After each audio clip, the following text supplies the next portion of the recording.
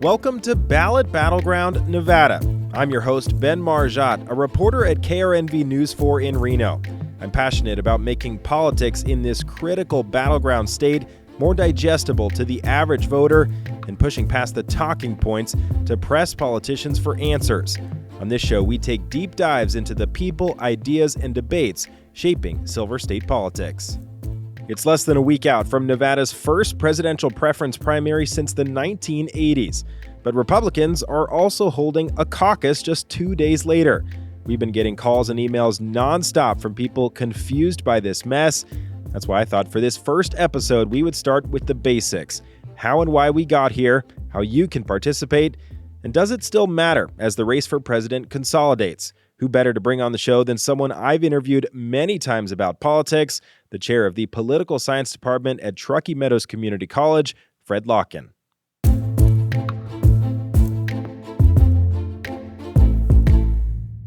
Fred Lokken, thank you so much for joining us this morning. I'm so glad to have you on the show. Thank you for having me. You are the chair of the Political Science Department at Truckee Meadows Community College, but more importantly, a great resource for us newsies because you're so gracious with your time and coming into the station to do interviews. I think we've done probably a handful, maybe a dozen of interviews over the years of my time at News 4. And thank you for being so gracious with your time and explaining these complicated issues for me and for our viewers. We always appreciate it. Well, as a political scientist, it's really what we need to be doing. There's a great deal of confusion about American politics. Certainly, we have seen a great deal of cynicism come into American politics.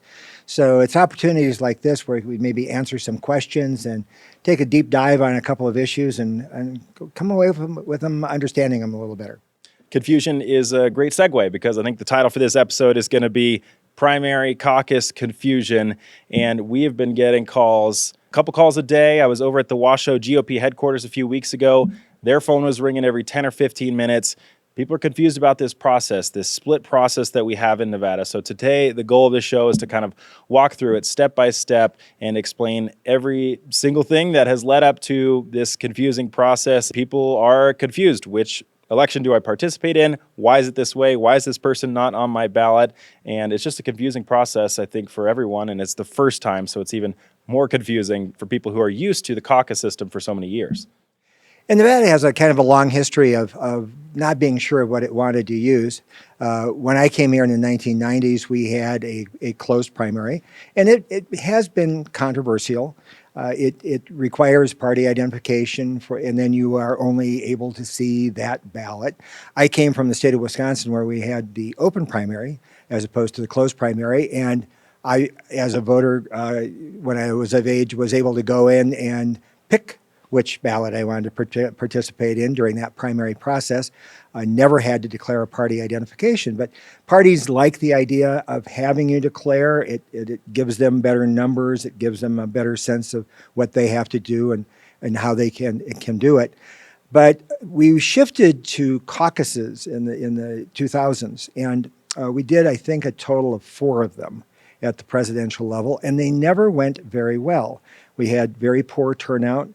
We never ran any of them very well, and always had, you talked about confusion.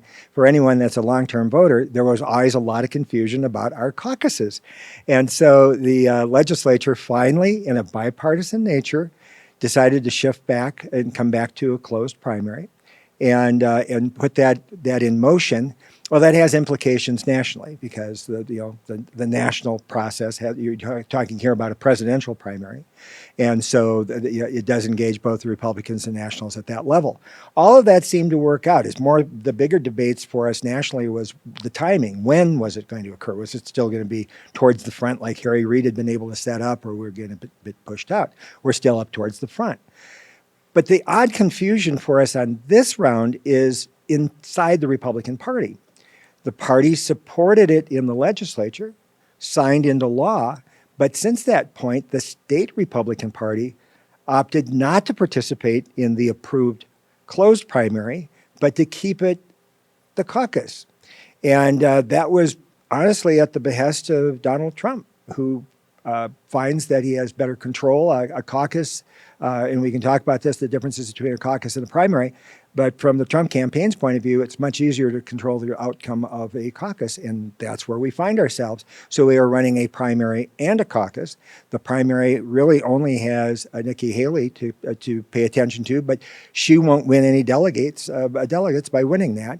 And all of the delegates will be chosen in a very quirky and unique Republican caucus that occurs 2 days after the primary. It's a fascinating process. Let's back up a little bit to 2021 when the Nevada presidential preference primary law was passed. As you mentioned, it was in a bipartisan fashion. It was signed into law by Democratic Governor Steve Sisolak, but there were a handful of Republicans in the Assembly and Senate that voted for that bill in 2021 to kind of transition from the caucus system to the presidential preference primary. Why? What was kind of the impetus for switching from caucuses to primaries?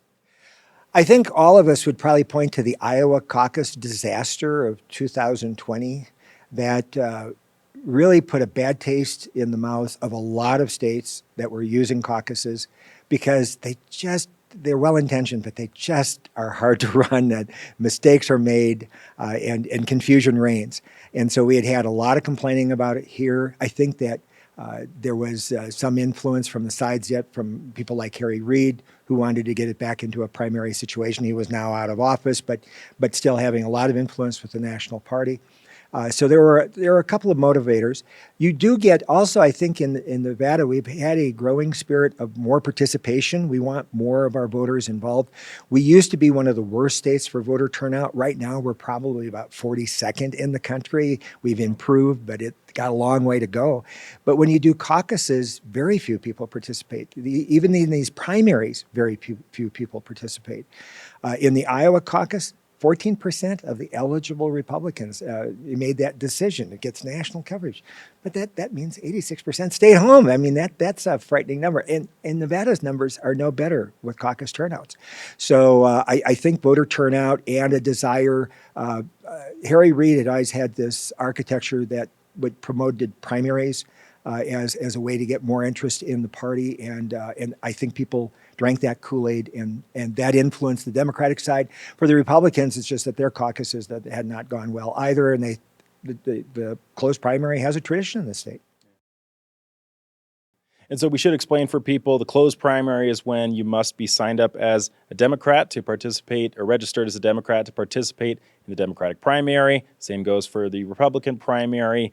The growing section of nonpartisan voters excluded from the process altogether, and that's probably a conversation for a whole nother day because that has so many implications for our politics now. But let's start with the Democratic side because it's easier to understand, whereas the Republicans is a bit more confusing. Democrats, the Nevada Dems, have said, we will abide by the results of the presidential preference primary on February 6th, right? How will that election run? It's the first time that we've had it in decades. And how will the delegates be awarded, at least for the Democratic side? Well, for our informed voters, of course, some of the confusion is we're talking about a primary on February 6th, but we also have a primary coming in June. And so they're kind of similar, but really different. And in this case, we're having a presidential primary. And so the purpose of this primary is ultimately to select delegates for each of the two parties, ideally, that will attend their respective conventions and choose their nominee for both president and vice president for fall election. This is a system that actually began back in 1902 in the state of Wisconsin. And there were only 17 primaries as late as 1960, but John Kennedy used the primary to gain national attention and actually win the presidency in 1960. We got up to 37 primaries by 1976 when Jimmy Carter used the Iowa caucus to build a national identity. Then we had a race back to caucuses and the decline of primaries, and we've been back and forth ever since amongst the various states. But it is a delegate selection process. So after the event on the 6th, which for the Democrats would be the only relevant one. The Republicans, you'll wait until the 8th. But you're identifying first your precinct level, then your county level delegates that go to the state convention and pick the delegates that go to the national convention. So that's all a party process. It's beyond the election. It's kind of beyond the political process. It's what parties go through to choose their nominees. Gotcha. And so Nevada's Democratic delegates, I believe we have 49 of them, they will be allocated based on the winner of the PPP, the presidential preference primary, on February 6th. Joe Biden, according to the polls, expected to win that, but Marianne Williamson and a couple of other minor candidates in that race as well. But let's switch now to the Republican side, because that's where it gets confusing with two contests in a matter of 3 days. February 6th, we're going to have the presidential preference primary. The state is required to hold that election no matter what the Nevada GOP is doing, but the Nevada GOP has chosen to 2 days later on the 8th hold the caucus. Why did they do that, and why are we seeing certain candidates choose to participate in the primary and other candidates choose to participate in the caucus?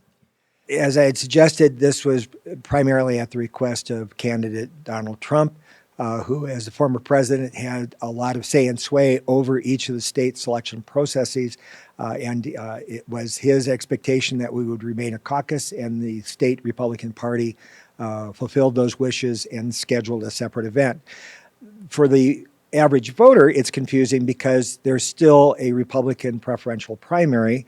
Nikki Haley is the only candidate you'll recognize. Nobody's campaigned in the state. Nobody's spent any money in the state. None of us have really missed that in terms of the advertising, but it's a reality. The reality of all of this is that they're receiving ballots in the mail if they're a registered voter, and unless they chose to decline that ballot. So they have a ballot that conveniently came to them at home to complete and mail in, but if they want their participation to matter, they have to wait until the 8th and participate in the Republican caucus, which is only 2 hours long in a limited number of locations across the state. You have to show up with a voter ID or with your photo ID for probably your driver's license to participate.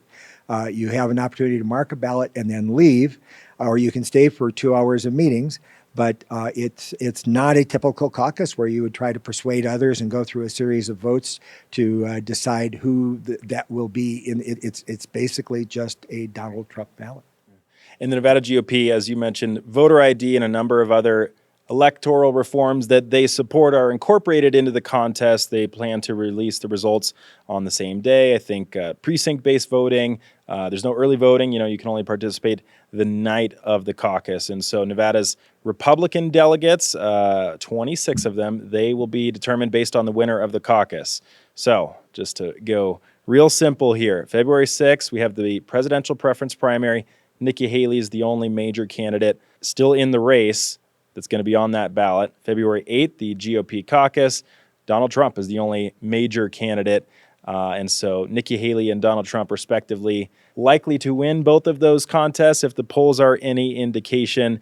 And then, unfortunately for us, we move on from Nevada and to South Carolina and beyond. But what's your sense of just how confusing this is for voters? Because it didn't have to be this way. Well, it did not, and it wasn't not intended to be this way.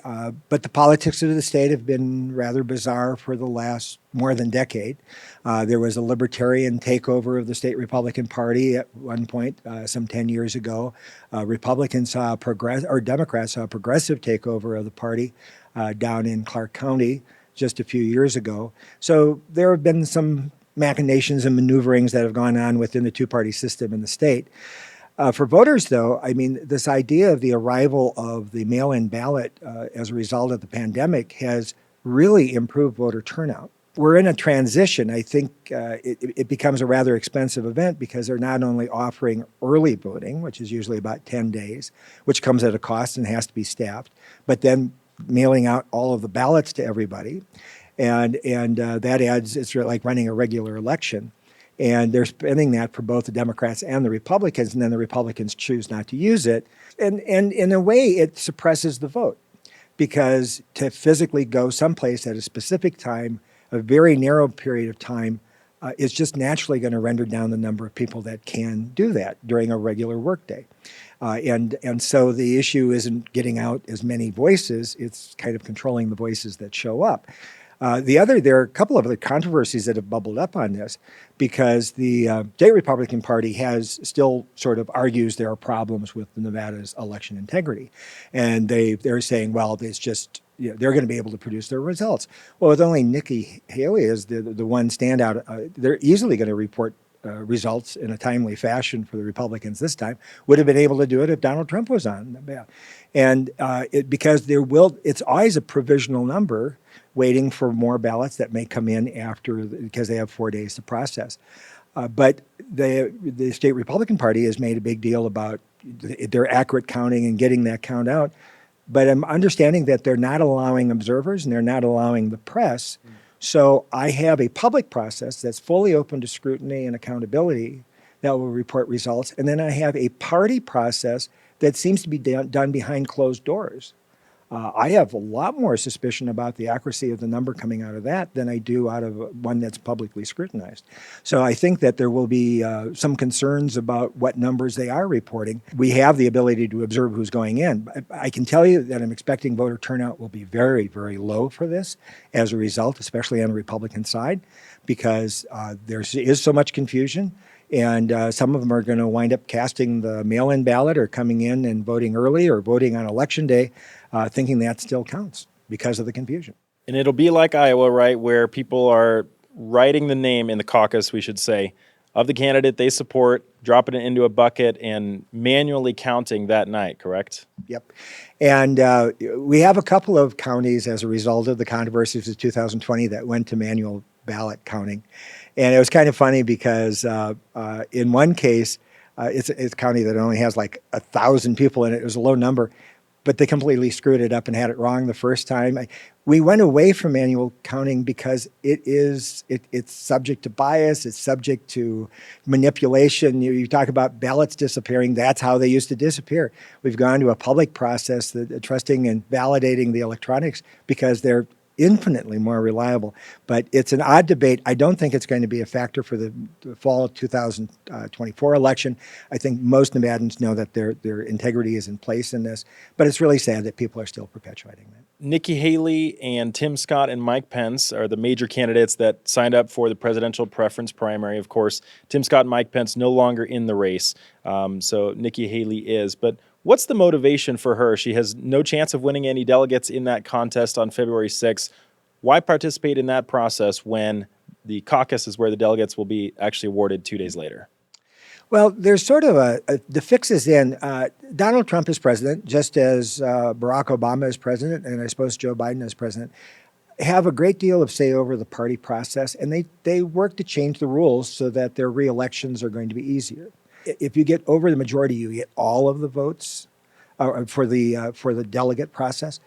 And so with that little trigger on the Republican side, Haley was damned if she did, damned if she didn't, because she wasn't going to win anything in the caucus either. And so what she has to gain is more visibility. That will be reported out. If there is a fairly decent turnout, this is kind of a plebiscite on her support in the West, rather than a narrow, sort of heavily distorted vote that occurs in a caucus. So I think they saw that there could be some value to it. The chatter that we hear today is that she really has no path to the nomination. And she, Trump is saying she'll maybe drop out after New Hampshire. She'll maybe drop out after South Carolina. But I don't think any of us understand what is in it. At some point, the reality crashes. The real firewall in our presidential selection process is Super Tuesday, and that's March 5th this year. So many states participate in it. It'd be you may not have the nomination, but you have so much momentum. So we know that that's probably the freshness date at the very outward, but we likely may not see Nikki Haley be able to survive that long. Money starts drying up. We saw it with the DeSantis campaign. I describe it as the wheels coming off because he's firing his staff, he's laying off staff, he spent $150 million and doesn't have much to show for it in terms of support, and donors just disappear and then the campaign's done. And Nikki is at risk of that. On the other hand, for those who maybe do not want to see a Donald Trump, they want to have some alternative. They want to keep something alive. And as long as she gets campaign money, she'll keep coming. One of your colleagues at UNR said something to the effect of the political ad writes itself, where on the morning of February 7th, she can come out and say, I won the Nevada primary and won't get any delegates from it. Maybe there's a fundraising, a momentum boost in the media. Of course, we'll wait and see how that plays out. But let's just go over how people can participate, because we want to, as a part of the mission of this podcast, make it easier for people to get involved in the process. So again, the primary set for February 6th, early voting has already started as of January 27th. We have a full voter guide on our website, mynews4.com, and I'll link to that in the show notes. It is not too late to switch your voter registration and participate, right? Because Nevada has same-day registration, at least for the presidential preference primary. For everything. Okay, very good. The Nevada GOP caucus set for 5 to 7:30 p.m. on February 8th. There are dozens of caucus locations across northern Nevada. We're going to have a full list of those. We'll link to that again in the show notes.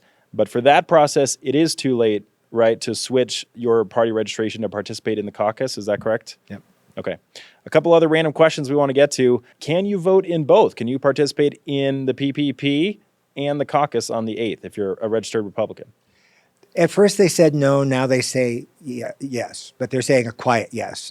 They'd rather you just, for the state Republican Party, they'd rather you would just do the caucus. They don't want to see any credibility given to Nikki Haley, anything that would damage the Trump brand. So. And Governor Lombardo has come out and said he plans to vote none of these candidates in the presidential preference primary. I talked to the Washoe GOP chair, and he's encouraging people to do that too, I think, to send a message that, they support the primary or the caucus process and that this is a protest vote essentially for none of these candidates. A party wants to be on the same page, but Governor Lombardo did express tremendous concern when the state Republican Party announced a caucus. I think he felt blindsided by that. And he generally, I think, is an individual who was in support of moving back to a closed primary, but for the harmony of the party, they're kind of going through these maneuvers, but it's very strange times for the Republicans. The unfortunate thing, I think, for us in the media, we want an exciting battle here in the Silver State with candidates coming every other week and lots of campaign stops to cover. The unfortunate consequence of how this has all played out is that we're becoming, at least in this cycle, less significant, right? So the Democratic primary, virtually uncontested. Joe Biden expected to cruise to the nomination with no major challenge. And with the two major Republican candidates split in different contests here, we're not seeing the visits that we're used to. And I know Trump is going to be coming down to Vegas, but I guess the question is, does Nevada matter still? Well, you laid it out very well. I mean, there have been times when it's been far more exciting during the primary season, but the choices seem to be in place. I think we have a real enthusiasm problem on both the Democratic and Republican side. So both parties are going to be challenged in figuring out how to get the vote out in November. And they're, at least in this state, I think there's already the pivot underway to be looking at that. What are going to be the issues in November that will bring Nevadans to the ballot? That's very unclear at this point in time. But in this particular circumstance, yes, this is not a contested primary situation, but you are dealing with the oldest candidates in our history. So their mental acuity, their ability to fully serve a term is a question on both the Republican and Democratic sides. Both candidates are remarkably robust for their respective ages, but as voters, we've never seen this. And on the other hand, the parties also have a kind of a leadership crisis. It's not like there are very viable alternatives that have bubbled up in either party to get us excited. So it's kind of a difficult time for voters. But you need to be encouraged to pay attention because these elections all have consequences. Always think through, picture one in power, then picture the other in power. Let that help you decide what you're going to do for the primaries. But pay attention to this election. Like many of the recent ones, there are a lot of things at stake. You anticipate, as you said earlier, turnout, unfortunately, to be low. The electorate is smaller because you must be registered as a Republican or a Democrat to participate, and so many people are nonpartisans. And then the fact that neither side, Democratic or Republicans, really have a contested primary. The Republicans do, but it's split between the two contests. And so, we're expecting low turnout here. The goal of switching to the PPP was to boost voter turnout. So I guess it's just a bummer and unfortunate that this is the way that it's played out, at least for this 2024 cycle. For our registrars, though, it's the opportunity to get all of these. You used to only do this for general elections. So to get back to this level of complexity is great practice for them. This ensures that the integrity stays in place for these elections. We want to make sure every vote is counted and it's done so fairly. But this is the nature of our election cycles. Often the incumbent, that party doesn't have a lot of excitement. They usually do have an easy time in. So for Biden, that makes sense. Donald Trump basically owns the Republican Party, has since about 2015. And this is a time going forward, depending upon how the election turns out in November. This may be his last run for the presidency. And so by the 2028 election, we'll probably see a very exciting time because it'll be a very contested environment on both sides. Fred, thank you so much for coming into the station and giving us your insights. So much wisdom to impart on our viewers and listeners. We always appreciate getting some of your time and explaining things, these complicated issues down to help voters be more informed when they step into the voting booth. So thank you, Fred. We appreciate it. Thank you.